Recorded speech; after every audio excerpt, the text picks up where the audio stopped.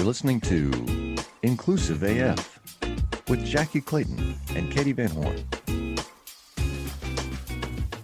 All right. Welcome, folks. This is Katee Van Horn, and I am without my sidekick today. Jackie is not going to be joining us, but I did bring along a fun guest to have a conversation with, so we can learn a little bit today, even in Jackie's absence. So first off, I wanted to just say welcome to the Inclusive AF podcast, Curtis. Would love for you to introduce yourself and share a little bit about who you are. Glad to be here. I appreciate you inviting me. My name is Curtis Forbes. I am your typical musician turned entrepreneur. How deep into my story would you like me to go? I'm happy to give you all the details. Well, I would love to hear a little bit about, kind of how you got to this place of building a recognition platform. So what was your journey like, and how did you get to where you are today? Well, first of all, I mean, I probably would say that, across whether it's music, education, technology, I mean, my career has really always been centered, I think, on building systems that unlock, we'll say, potential in people. I started my career as a jazz musician. I got a few degrees in music, spent about 15 years performing, teaching, and about 22 years ago, I shifted into some entrepreneurship, and I founded Forbes Music, which was an education company that we scaled across the US. And it gave me that firsthand experience managing large distributed teams. Since then, I founded and exited a few ventures, including a video tech startup in 2018, and a portfolio of education companies, actually, that I just recently exited earlier this year. It was really over the pandemic that I wound up sharpening my focus on a lot of workplace challenges and having to deal with the turnover bug. And we worked with, just such a wide variety of people, that fit into virtually every type of classification you could imagine, which frankly made a lot of the solutions that we vetted in the marketplace really difficult to use. I think it was fairly complicated, and so that's kind of what brought me to where I am today. I've exited all those other ventures. I'm solely focused on Mustard Hub right now, and hopefully making or helping other companies become destinations for workplace happiness.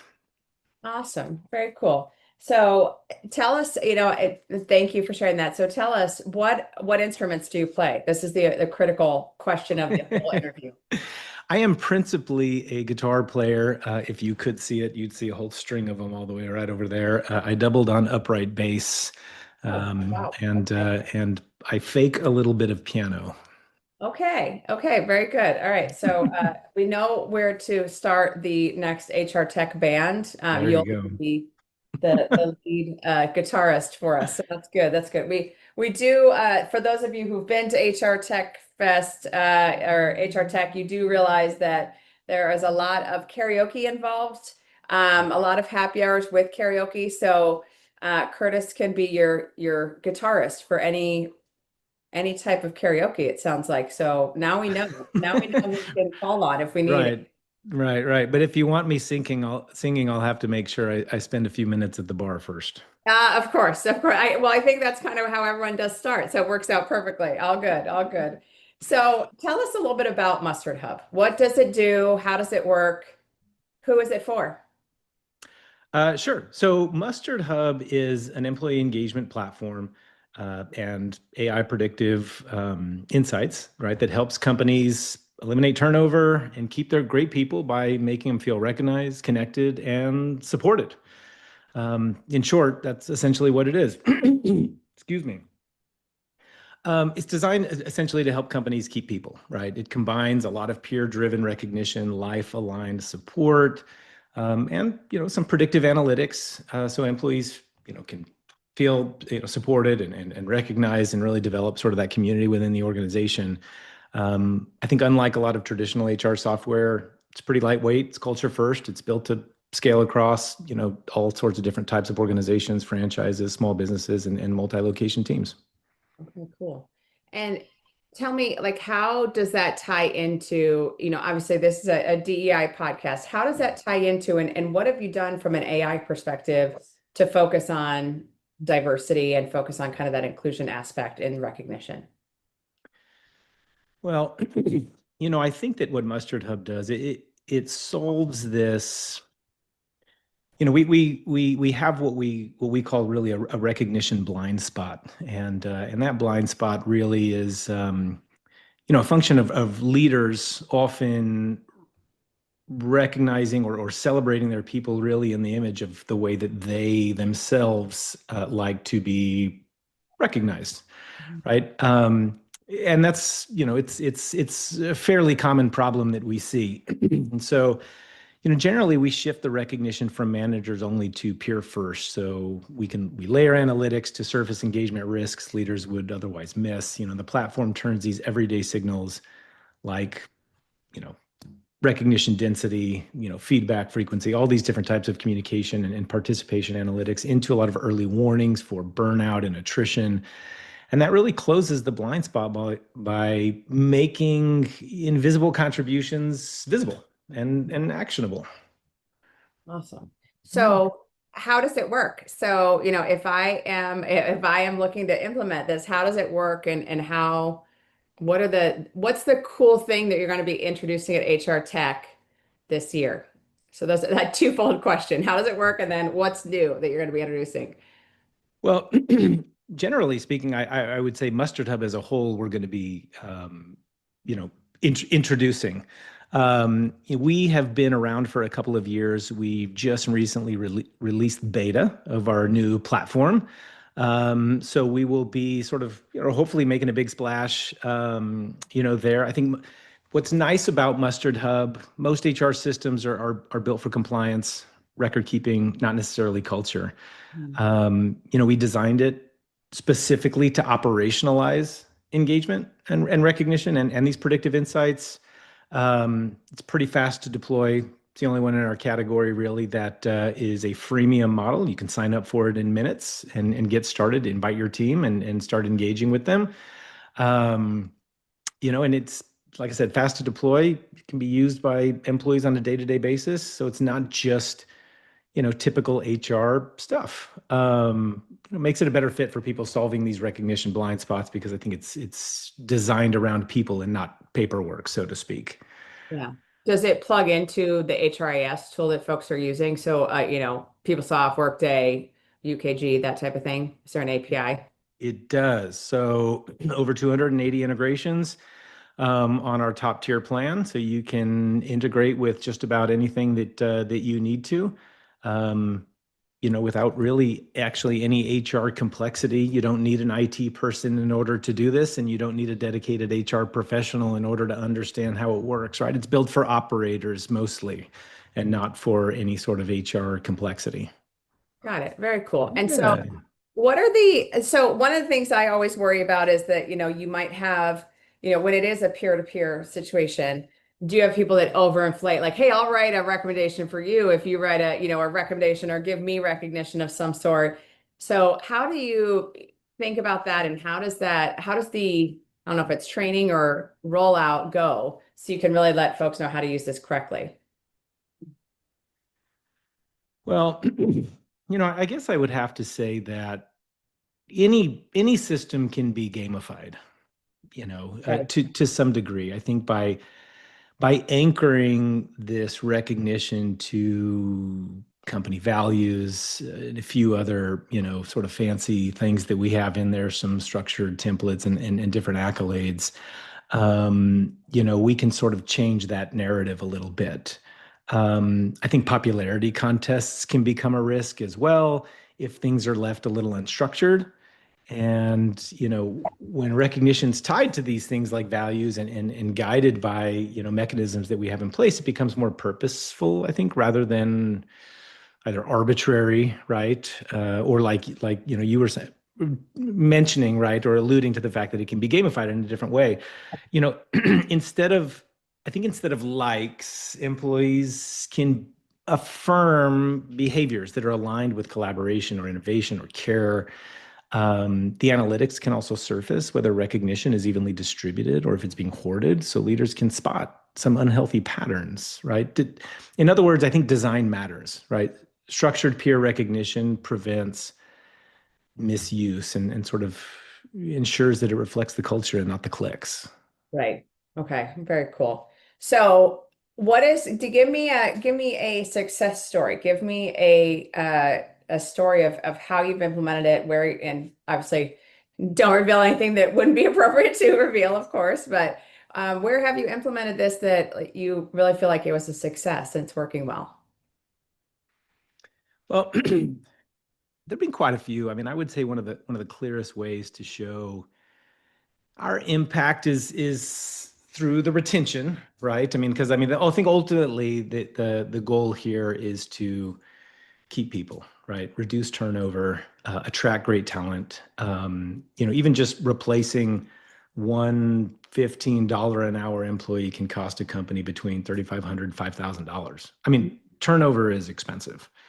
If Mustard Hub helps an employer even retain a single member, right, it offsets the entire cost of our premium tier and then some, right? So we've seen early customers recognize this ROI, I think, pretty quickly.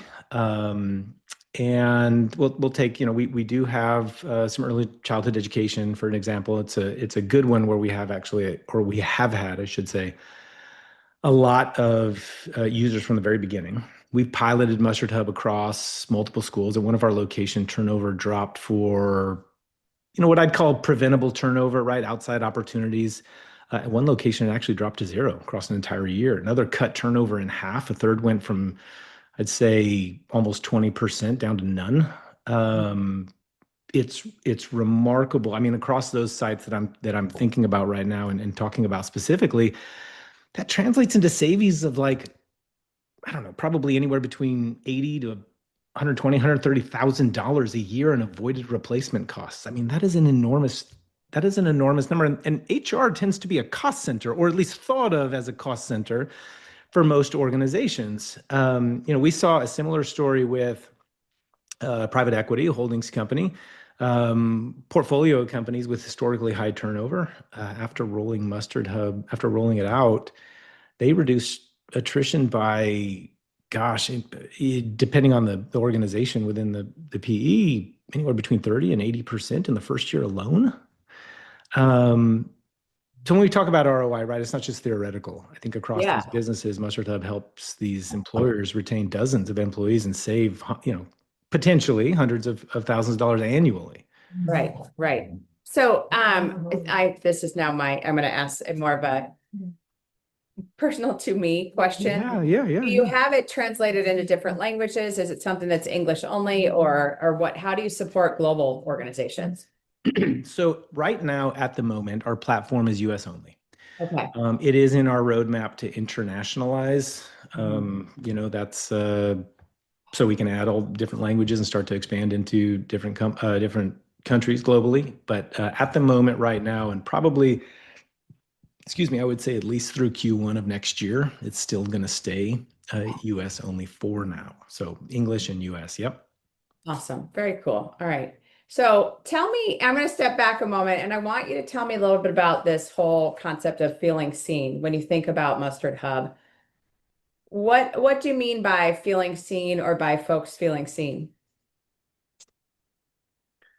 Well, I think that, I have a lot of thoughts on that. It depends on how far and how deep we want to go. I think, basically, I think that we run into a problem when leaders are recognizing contributions that look like their own, leaving these diverse voices unseen, unheard, unrecognized. Manager-driven recognition has been the default, I think, because it's, well, A, it's hierarchical, and B, it's easy to measure, right? But it's also narrow, and it tends to be bias. Defining feeling seen, it means being recognized, not just for output, but your unique circumstances, contributions, and context. I think it means, finding that being being valued essentially by the organization. Employees increasingly, I think, want recognition that affirms who they are and what they're balancing in life, not just what they deliver oftentimes, right? We recently conducted a survey that found that well over half, say that these personalized life-aligned support makes them feel seen. And this ranks higher than traditional recognition programs, right? Millennials, Gen Z, this inches like up to and probably just over 60%, right? The recognition must move from generic gestures to context-aware validation that acknowledges people as whole human beings. Is that helpful? Yeah, I know. I think that's great. And I think that's something that is missing so often is that, I'll say, at the level that, depending on where you are in the organization, having that peer-to-peer recognition is so critical just because a lot of times the higher level manager doesn't even see what goes on day to day, or to your point, doesn't know what else is going on that the person is overcoming. I have team members that, and I think in the current environment that we're in, a Mhm. lot going on that people are dealing with, and that, people just need support, including managers. And so being able to recognize differently and being able to think about that whole person is such a huge piece to how we can really have those authentic connections and those truly, hey, how am I recognizing the achievements of folks in a different way than maybe we are today? So I really like that. Yeah, well, I mean, the top-down model, it's this traditional manager to employee praise model. It's been default because it's administratively simple, right? And it aligns with traditional hierarchies. But, like I mentioned before, it is narrow. It reflects only the manager's perspective, which often doesn't align with what, employees actually need. Mhm. Um, the peer-driven recognition, I would say, really sort of democratizes this appreciation by letting everyone contribute rather than relying solely on managers. Instead of that narrow spotlight, it's like flipping on the overhead lights, right? So suddenly all the smaller, meaningful contributions become visible. And this approach makes recognition more authentic and equitable because it comes from multiple perspectives, right? Yeah. And what you're finding, or what we find, is um, that workers tell us this matters, right? Especially this new generation of workers is entering our workforce is far more highly motivated by it as well. Yeah. So yeah, it's incredibly powerful. So does the tool allow for, is it mostly just like reactive recognition or more proactive? Meaning, hey, you just worked on a big project. I'm going to send a note out to your peers or the stakeholders or the participants in that project to get feedback from them or get, recognition from them. Or is it more reactive? People can go out and just say, hey, I want to recognize Curtis today because he was awesome in this meeting. Well, both actually. So it's an incredibly flexible and customizable platform that you can use.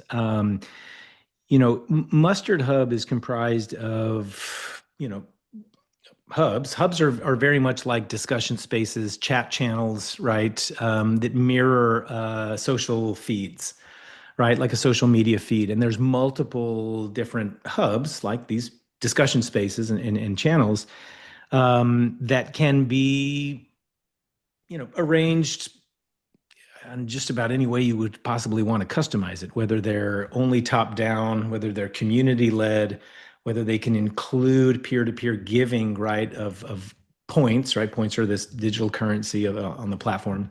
Right. And you can configure these spaces to include different groups, right, within the organization, whether it's just leadership, staff, front of house, back of house, depending on what kind of organization that you're working with, engineering teams, sales teams, marketing teams, right, or any combination thereof, or people with blue eyes. I mean, literally it can be for whatever reason you want to, add them to one of these channels or discussion spaces. Yeah. And this is where the culture happens. These are where the discussions happen. This is where folks get recognized for meaningful contributions and activities.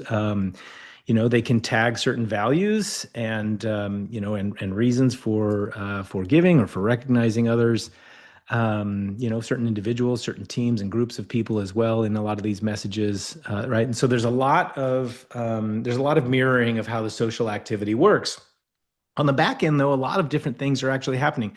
We do have automated date-based recognition, things like birthdays, work anniversaries, welcome aboard. You can customize these things and make them recurring as well. You can do them or managers can actually do them in private as well. If you wanted to privately subsidize things on a regular basis, you can do that through Mustard Hub. We have different types of achievements. These are more goal-based types of rewards. So if you have things that the teams might be working towards, it could be a sales goal, it could be a wellness challenge.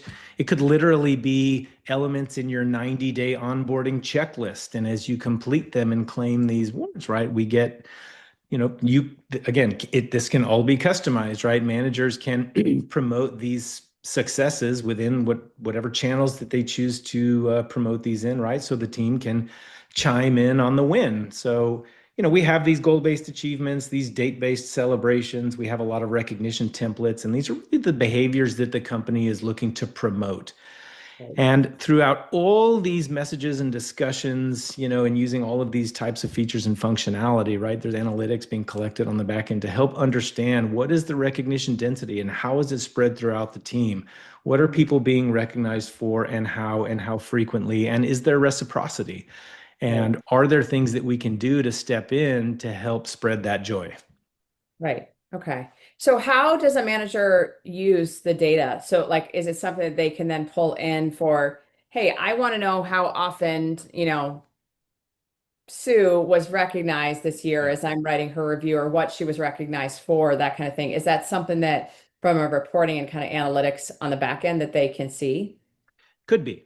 It could be. I mean, so we do have an advanced analytics engine that has virtually an exhaustive list of the types of analytics that you could possibly dream of.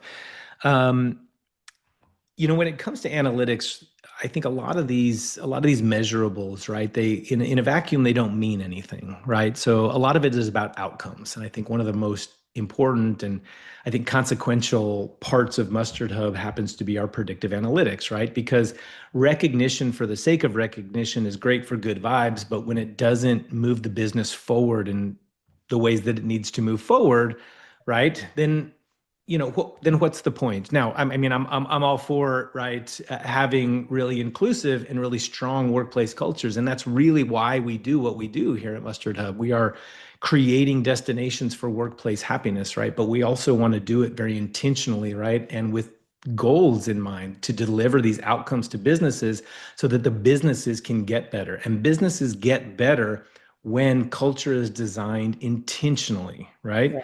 And so talking about all of these analytics and this, what I consider the most consequential part of Mustard Hub are these predictive analytics, right? Is being able to tell you who's a flight risk, right? And when. Is there an intervention window that I have with this person that I might be able to deliver some kind of personalized retention strategy for them specifically? And if so, what does that look like? Or what's the cost of churn? But what's the cost of retention? And is there a cost of churn and retention value comparison, right? Who is a good candidate for more responsibility or promotion? And so these are the types of business questions that really help managers move the needle significantly, right? Reporting is one thing, and being able to know somebody's strengths are also very important, but using those strengths to move them into a position where they can succeed is the ultimate goal of knowing those strengths, right? And so I think that that's really where we are a game changer, because this kind of technology, while it's been around, not for a long time, but it's been around and it's been available to large enterprise and Fortune 500 companies with, budgets that I'll never even imagine. Small businesses have never been able to take advantage of things like this. And theoretically, you could make an argument to say they're the ones just most disproportionately affected by it, right? A team of 20 people, when you lose one person, right, that's 5% of your entire company right out the door. A team of 2,000 people, when you lose one person, they will survive, right? And so we're bringing this software to small businesses so that they now have an opportunity to compete. Yeah, absolutely.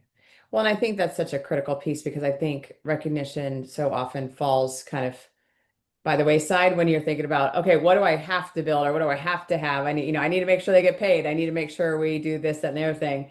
And yet it is such a critical component to I always refer to like engagement from like a thread perspective, meaning like the more threads you can tie to that team member, the Mm-hmm. more you keep them engaged and keep them apart. So whether that's, giving them volunteer activities or giving them different things that they can be involved in from a making it a community, making it really a workplace that's not just about, hey, I come in, I clock in, I do the things, and then I go home. Um, and so how else you can continue that recognition to drive more engagement and drive more threads for that person. It just sounds like it's a really good process or a really good tool. So let's say someone's getting recognition. How do I translate that as a leader? How do I translate that from, hey, they're getting recognition for these 4 values or for these 5 competencies or whatever that. How do I transition that into where they go next from a career development perspective? Well, that's a really great question, and that's really, I think, going to be heavily dependent on the organization, right? I mean, that's going to be a difficult question, I think, to answer categorically speaking, right? Because your small business QSR, your restaurant down the street, your early childhood education, um, center down the street, your you know automotive maintenance spot down the street, or your wellness company, might have entirely different avenues, right, for growth, and some, Right. quite frankly, right. I mean, you have to recognize the fact that some may not have avenues for growth, Right. and so I think that giving businesses the opportunity or the visibility, right, into or surfacing these insights, right, so that they can actually see, is there somebody there who has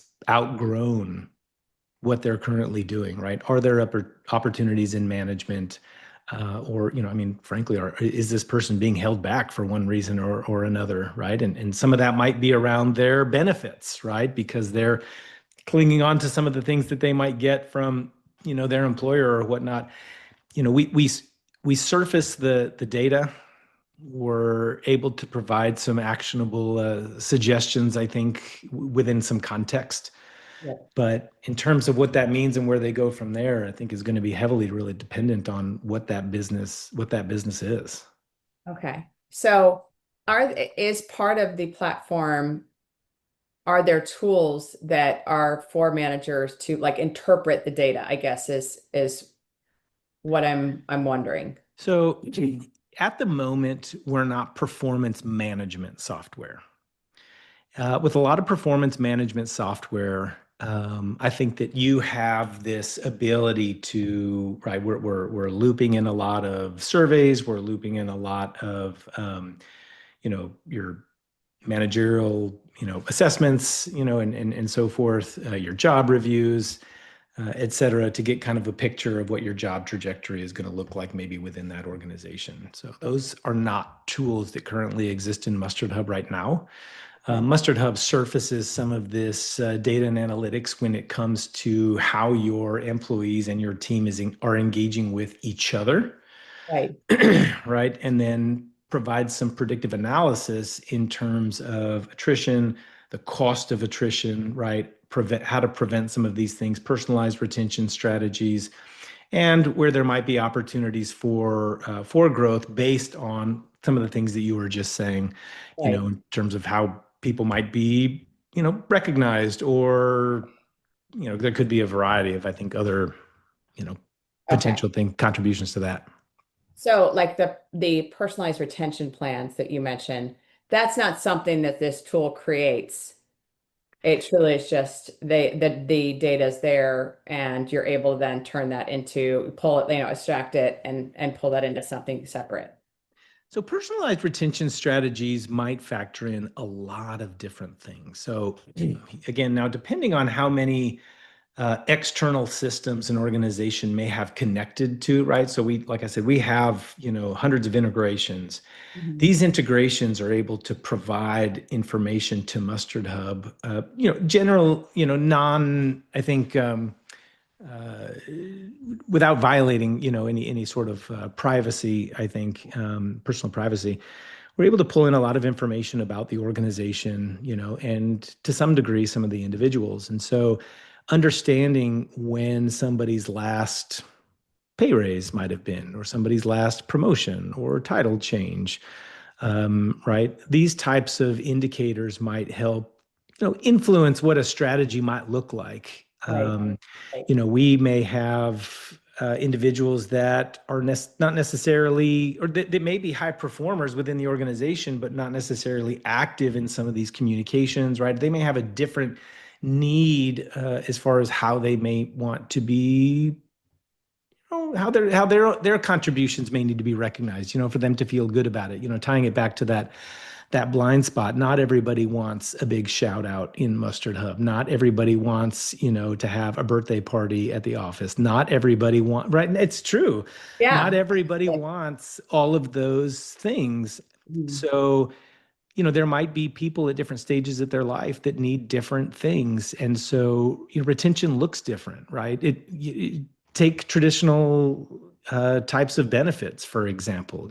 Health insurance is going to mean a whole lot different to 22-year-old who's still on their mom's plan, right? Or their dad's plan than, a 67-year-old soon to be retiree, different from a 40-year-old who has, two kids in elementary school. So these personalized retention strategies, that you may find through Mustard Hub may not necessarily be designed around performance metrics that exist within the organization, but rather their whole person, I think. Does that make a little bit more sense? Yeah, definitely. Definitely. No, that's great. So tell me, other than obviously, other than yourselves, and I do want to know what booth do you have? Do you know what booth number you are at HR Tech next week? Oh my goodness, you are putting me on the spot. Oh, geez. Sorry. We will put No, it out. We'll put it in the show notes so y'all can check it out next week if you're at HR Tech. But what is one product you're looking at or that you want to go demo or see while you're at HR Tech next week? Do you have anything in mind or anything that you've seen on the vendor that you're excited to see? I am. I'll say this, I don't know a ton of the startups that are going to be there, Yes. but I'm going to be spending a lot of time there because that's where the innovation starts. I'm 100%. dying to see what all the startups are doing, where they have found some of the problems where we can start to address them with better solutions, right? I mean, all the HRIS systems and ATS systems and PEOs and payroll systems, the brokers and the consultants, we need them all. They do amazing things in our space and in our category, but a lot of them do the same, right? They're all legacy systems that do a lot of the same things the same way. And I get really, really energized when I get to see those things. So I'm excited to be around the startup area and see what they Yeah. have to offer. None specifically come to mind, but I'm sure there's going to be some that knock my socks off. Absolutely. Yeah. So for those of you who have never been before, what Curtis is referring to, or one of the pieces Curtis is referring to is Pitch Fest, which is where a lot of the new startups get to pitch their new product and what they're building, it is so much fun to see the innovation and also the way people are thinking about what will move us forward from an HR perspective and what new tech to build. So definitely recommend to everyone who is joining to be at Pitch Fest and check it out. That's something that our good friend George leads the Pitch Fest, so definitely jump in on that if you can. So, what else? Who are you excited to hear speak? Is there anyone that you're excited to hear speak at Tech Fest from an agenda perspective? Anyone that you have heard about now with the sessions that is right up your alley or that you're interested in talking to or hearing I, from? I will say, by the way, I have found the booth number. Oh, okay. Yes. What booth Bef- number are you? Before I forget, 6414 ANM. A, So okay. 6414ANM. A&M. So, folks, just so you know, the HR tech, if you haven't been there before, it's about 4 million vendors, and the vendor arena is the most intimidating thing you've ever seen in your entire life. But that's why we also do call out the booth numbers where folks will be, because it is really helpful when you want to go see a demo. And I highly encourage everyone to go past the Mustard Hub booth and do a demo, because it sounds really, really cool. I'm excited to actually see it next week myself. So I will be stopping by. But yeah, any speakers that you're looking forward to, or anyone that you want to hear from? I'm very much looking forward to hearing all of the content on the future of work and really what all the technological advances, creating a future-ready organization. I think that the building political capital and influence in the age of AI is going to be a super interesting one to me. I think that HR analyst room, there's a lot of fun stuff that's going on in there. Maximizing HR app value with AI powered solutions, unlocking AI workforce potential. I'm very interested to see, we're approaching this in a very unique way, I think. And this world it's moving so fast, right? The technology, especially in this space, is moving so quickly. I feel like we are approaching this in a very unique way, but I also think that there's so much room and so much space that to some degree everybody's approaching it in a very unique way. Yeah. So I think hearing everybody talk about these things and kind of getting their not just implicit but really explicit perspectives on that future of work and how AI is going to be playing a big part of it is really important to me to listen to. Yeah. Awesome. Very cool. So, what is one thing, other than the booth number, what is one thing that you want our listeners to have heard during this episode about yourself, about Mustard Hub, etc.? Well, I think that, turnover, I'd have to say that turnover remains one of the most expensive and destabilizing problems that small businesses face. I think every resignation drains thousands of dollars from businesses, forces teams to scramble to cover gaps. I think relying on intuition and exit interviews alone can't provide foresight leaders need to stay ahead of the problem. And I think that there's a real recognition gap that leaders need to learn that celebrating their people and intentionally creating that workplace culture needs to be done in a way that I think everybody can take part in, sorry, and doesn't just reflect only the way that the manager sees what that workplace looks like.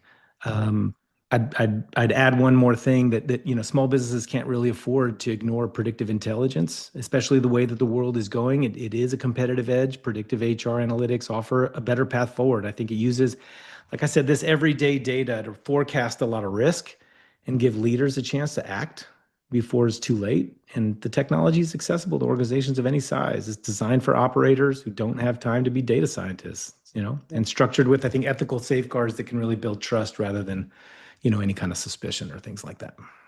That's awesome. And I love the fact that you have that freemium model that folks can get onboarded quickly and be able to say, like, hey, what do we need to know about our retention risks, or what do we need to know about turnover costs, all of these things.